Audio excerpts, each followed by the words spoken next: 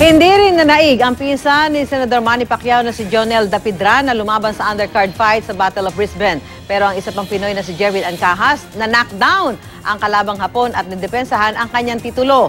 Mula sa Brisbane, Australia, narito ang unang balita ni Connie Sison.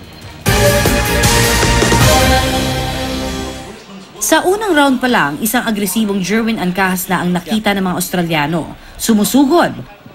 Nagpapakawala ng suntok sa tagiliran at tiyan ng kalabang si Teru Kinoshita. Sa second round, tinamaan din si Ancahas ni Kinoshita pero hindi nito ininda ang mga suntok.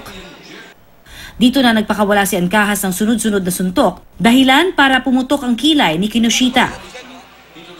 Nagtuloy-tuloy ang magandang laban ni Ancahas hanggang matapos ang ika-6 na round.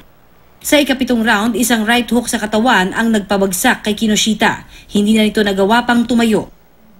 Perfect fight plan. Nandun yung power, nandun yung technique, tapos nandun yung depensa, walang kamarka-marka sa mukha. Di naman pinalad si Jonel Dapidran, ang pinsan ng ating pambansang kamao. Tinalo siya ng Australianong si Brent Dame sa kanilang junior welterweight bout. Hindi kumbinsido ang sports analyst na si Kinito Henson sa kinalabasan ng laban. Ako sa tingin ko dapat tinabla na lang. Although ay may unofficial scorecard, para nakita ko si Dapidran have 1 round more than yung kalaban. Ganito rin ang pakiramdam ni Dapidran at kanyang coach.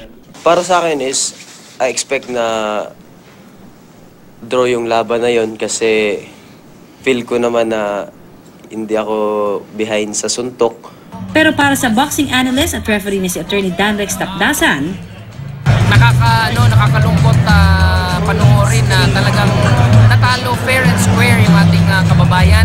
Pero sa tingin ko, pwede pa siyang bumalik sa gym, magsanay pa at pagdating ng araw, maaabot pa niya kanyang pangarap. Para sa unang balita, Connie Sison reporting.